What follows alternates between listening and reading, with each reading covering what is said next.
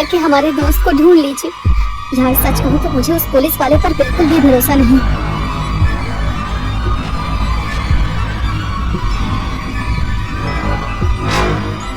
हम वहाँ जाएंगे पर अपनी सुरक्षा का पूरा ध्यान रखेंगे।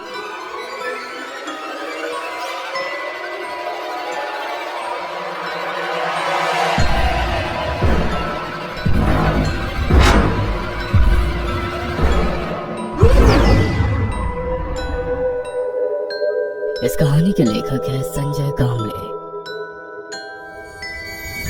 राहुल, राहुल कहाँ हो तुम? तुम मुझे छोड़कर कहाँ चले गए? राहुल,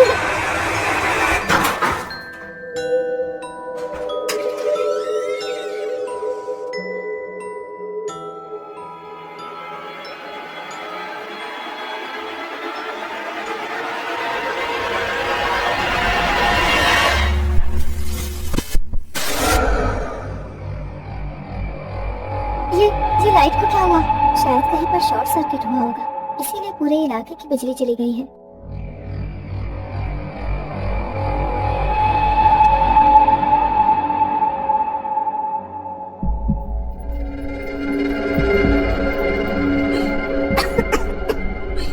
ये क्या हो रहा है? और ये जगह कौन सी है?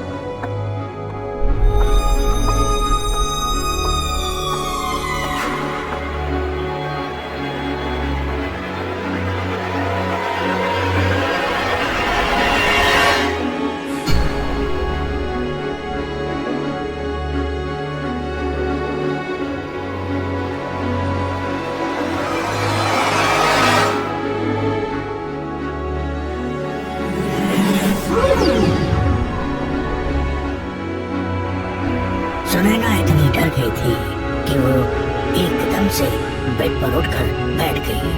डर के कारण उसके दिल की धड़कन काफी तेज हो गई थी। कितना अजीब डरावना सपना था। खुद से बात करते हुए उसने अपना सर पकड़ा। शायद राहुल के बारे में ज्यादा सोचने की वजह से उसे ऐसे अजीब अजीब सपने आ रहे थे। लंबी सांस लेते हुए उसने खिड़की की तरफ देखा और सुन रह गई। डर के मारे उसकी आवाज ही दब गई। वो डिजिटल कैमरा खिड़की में उसके बिल्कुल पास रखा हुआ था। सड़क की दूसरी तरफ मैकडॉनल्ड से कुछ बर्गर और आइसक्रीम लेकर दौड़ता हुआ विवेक सड़क की इस तरफ आ गया। सबके हाथ में एक एक बर्गर और आइसक्रीम देखते हुए उसने सुनैना की तरफ देखा। वो चुपचाप आंखें बंद करके बैठी रही थी।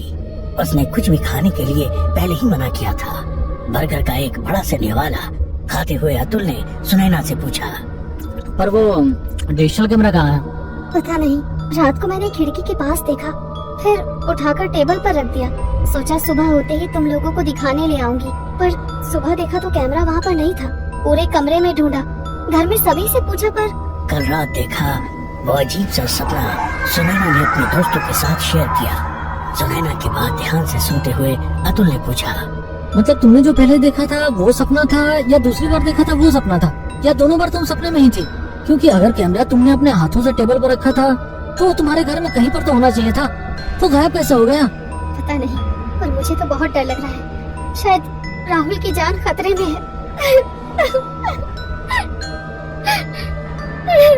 पीछे के सीट पर सचिन के कंधे पर सर रखकर बैठी हुई राधिका ने आइसक्रीम खाते हुए सबसे पूछा, राहुल के बारे में पूछने के लिए उस इंस्पेक्टर ने किसी को कॉल किया था क्या? उसकी बात सुनकर सभी ने ना में गर्दन हिलाया। आगे की सीट पर आंखें बंद कर बैठी सुनैना नाराज होकर बोली। यार सच कहूँ तो मुझे उस पुलिस वाले पर बिल्कुल भी भरोसा नहीं। मुझे नहीं लगता वो राहुल को ढूंढने की कोशिश भी करेगा। सुनैना की उदासी भरी आवाज सुनकर सचिन ने कहा, क्यों ना हम खुद राहुल को ढूंढने की कोशिश करें? तुम्हारा दिमाग तो ठिकाने है ना? विवेक भी सचिन की बात सुनकर थोड़ा गुस्सा हुआ और सुनैना को उसका आइडिया पसंद आया। झट से अपनी आंखें खोली और पीछे मुड़कर देखते हुए सचिन से पूछा, पर वो कैसे? सुनैना, इसके साथ तू भी पागल हो गई है क्या? हम सब रात उस जगह जाएंगे और राहुल की तलाश करेंगे। सचिन की बात सुनकर राधिका ने गुस्से में आग बबूला होते हुए जोर से सचिन का हाथ दबाया। हाँ, ताकि वो भूत हमें भी गायब कर दे, है ना? बड़ा ही बेतुका आइडिया है। विवेक दोबारा गुस्सा हुआ। विवेक की बात सुनकर राधिका ने कहा, मुझे लगता है विवेक ठीक ही कह रहा है। हमें उसकी बात मान लेनी चाहिए। चाहे तो हम दोबारा से पुलिस स्टेशन में जाकर उस इंस्पेक्टर से रिक्वेस्ट कर सकते हैं, क्योंकि ये पुलिस का काम है। राधिका की बात सुनकर सचिन ने उसे समझाया। राधिका, राहुल पुलिस का दोस्त नहीं था, बल्कि हमारा दोस्त था। पुलिस को उसकी कोई फिक्र नहीं है। अगर हम दोबारा पुलिस स्टेशन गए तो उस पुलिस वाले को ये भी याद नहीं होगा कि हम पिछली बार किस लिए आए थे। सचिन की बात सुनकर राधिका एकदम से चुप हो गई। उसके पास बोलने के लिए कुछ भी नहीं था। सचिन ने दोबारा अपने दोस्तों की तरफ देखकर कहा, हम वहाँ जाएंगे पर अपनी सुरक्षा का पूरा ध्यान रखेंगे। हमारे साथ मोबाइल तो होगा ही, साथ ही 2 एक्स्ट्रा कैमरे और ईयरफोन, जिससे कॉन्फ्रेंस कॉल में हम सभी एक दूसरे से कनेक्ट रहेंगे। साथ ही कुछ और चीज लेकर जाएंगे। सचिन की बात सुनकर अतुल ने पूछा, पर उससे क्या होगा? अपने दोस्तों की तरफ देखते हुए सुनैना ने कहा, इससे हमें ये पता चलेगा कि आखिर उस जगह होता क्या है। सच कहा, हमें ये नहीं पता कि कितने लोग आज तक वहाँ से गायब हो गए हैं। हम इस बात को आज तक एक मनगढ़ंत कहानी के रूप में देखते थे, पर आज हमारा दोस्त सचमुच गायब हो गया है। सचिन को बीच में रोकते हुए राधिका बोली, आई एम सॉरी यार, पर मैं नहीं आ सकती। आप लोगों को मेरे पापा के बारे में पता है ना? राधिका ने इनकार किया क्योंकि उसके पापा रात भर बाहर रहने की इजाजत नहीं देने वाले थे। उसकी तरफ देखते हुए सुनैना ने कहा, कोई बात नहीं राधिका, हम समझ सकते हैं। सभी की ओर देखते हुए सचिन ने कहा, गाइस, मैं इंटरनेट से उस जगह के और वहाँ के रहने के लिए जो रूल्स हैं, उनके बारे में पूरी जानकारी लेता हूँ। विवेक थोड़ा परेशान हो गया। उसने सबकी ओर देखते हुए कहा, फ्रेंड्स, अगर राहुल को ढूंढना ही है तो रात को ढूंढने की क्या जरूरत है? हम दिन में भी उसे ढूंढ सकते हैं ना? इस घर का पहला नियम है, जो जिस वक्त गायब हो गया है उसे उसी वक्त ढूंढने पर ही मिल सकता है। सुनैना की बात सुनकर विवेक खामोश हो गया। दूसरे दिन पुलिस की वैन उसी बंगले के बाहर खड़ी थी। ड्राइवर सीट पर बैठा हवलदार गाड़ी की खुली खिड़की से ही बंगले के भीतर जाते हुए इंस्पेक्टर साहब और 2 हवलदारों को देख रहा था। पुलिस की टीम उस बंगले का मुआयना करने पहुंची थी। पूरा बंगला छान मारा, एक एक रूम, एक एक कोना अच्छी तरह से देख लिया। काफी अजीब सी जगह थी। किसी खाली कमरे के भीतर नाखूनों की खरोचों की निशान, कुछ आधी जली मोमबत्तियां, दीवारों के ऊपर अजीब से डरावनी आकृतियां, जैसे किसी शैतानी ताकत की होने की चिन्ह लग रहे थे। पूरा बंगला अच्छे से देख लिया, पर राहुल के होने का कोई सुराग नहीं मिला। लेकिन एक बात जरूर इंस्पेक्टर साहब और उनके हवलदारों ने महसूस की, उस बंगले के भीतर किसी के ना होकर भी होने की मौजूदगी उन्हें साफ साफ महसूस हो रही थी। वो अकेले किसी भी कमरे में जाते हैं तो उन्हें साफ साफ महसूस होता था कि उनके पीछे भी कोई आ रहा है, मगर पीछे देखने पर कोई नहीं होता। कमरे में सन्नाटा होने के बावजूद किसी के होने का एहसास पल पल हो रहा था। बाहर सूरज की आग उगलती कड़ी धूप होने के बावजूद भीतर एक अजीब सी ठंडक शरीर महसूस कर सकता था।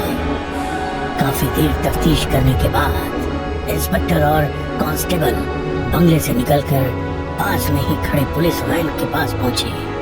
दोबारा पीछे मुड़कर बंगले की तरफ देखते हुए कांस्टेबल ने कहा, साहब, ये जगह कुछ अजीब सी लग रही है। इस बंगले के भीतर कुछ भी सामान्य सा नहीं लग रहा था। कांस्टेबल की बात सुनकर इंस्पेक्टर साहब ने भी उस बंगले पर नजर डाली। सही कहा, मैंने इस बंगले की पूरी हिस्ट्री पता कर ली है। किसी दिन इत्मीनान से बात करेंगे। गाड़ी स्टार्ट करते हुए कांस्टेबल ने पूछा, पर कब बताएंगे साहब? अगर दोबारा कोई गायब हो जाता है साहब, उस दिन बताएंगे। हवलदार की बात पर सभी ठहाका मारकर हंसने लगे और उनकी पुलिस वैन जंगल के वीराने में बसे उस बंगले के गेट से बाहर निकलकर सुनसान रास्ते से गुजरने लगी। गाड़ी से ही उस बंगले की तरफ झांकते हुए इंस्पेक्टर साहब बोले, हद है यार, ये भूत इतने वीराने में सन्नाटे में इंसानों से दूर रहते हैं, फिर भी इंसान उन्हें ढूंढते हुए यहाँ तक पहुँच जाते हैं। अब हम बेवकूफ किसे कहें, भूत को या ऐसे इंसान को? सर, ये भूत वगैरह को तो मैं नहीं मानता। मुझे नहीं लगता किसी भूत के चक्कर में वो लड़का गायब हो गया है। मतलब? मुझे लगता है उस मैना के चक्कर में 3 लड़कों ने अपने साथी लड़के को मारकर उसकी लाश को इसी जंगल में कहीं पर फेंक दिया होगा। हवलदार की बात सुनकर इंस्पेक्टर साहब थोड़े हैरान हो गए। उन्होंने दोबारा हवलदार से पूछा, ये भी हो सकता है। वैसे ये मैना कौन है और उसका इस केस के साथ क्या कनेक्शन? इंस्पेक्टर साहब की तरफ देखते हुए धीमी आवाज में हवलदार ने मुस्कुराते हुए कहा, साहब, वही सबसे खूबसूरत लड़की, सुनहरे रेशमी बाल, चांदी की तरह बेदाग गोरा रंग, वही जो नीली जींस और जामुनी रंग का शर्ट पहनकर आपके सामने वाली कुर्सी पर बैठी थी, जो अपना सर पकड़कर फूट फूट कर रो रही थी, वही जो अपने दोनों हाथ आपके सामने जोड़कर अपने दोस्त को ढूंढने के लिए विनती कर रही थी। ड्राइवर की बात सुनकर इंस्पेक्टर साहब को सब कुछ याद आ गया। हवलदार की तरफ देखते हुए उन्होंने कहा, अरे हवलदार जी, उसका नाम मैना नहीं, नैना, मेरा मतलब सुनैना है। सब बातें करने में मशगूल थे और उनकी गाड़ी धीरे धीरे जंगल के डरावने माहौल से बाहर निकलने लगी। इधर सब दोस्तों ने तैयारी पूरी कर ली थी।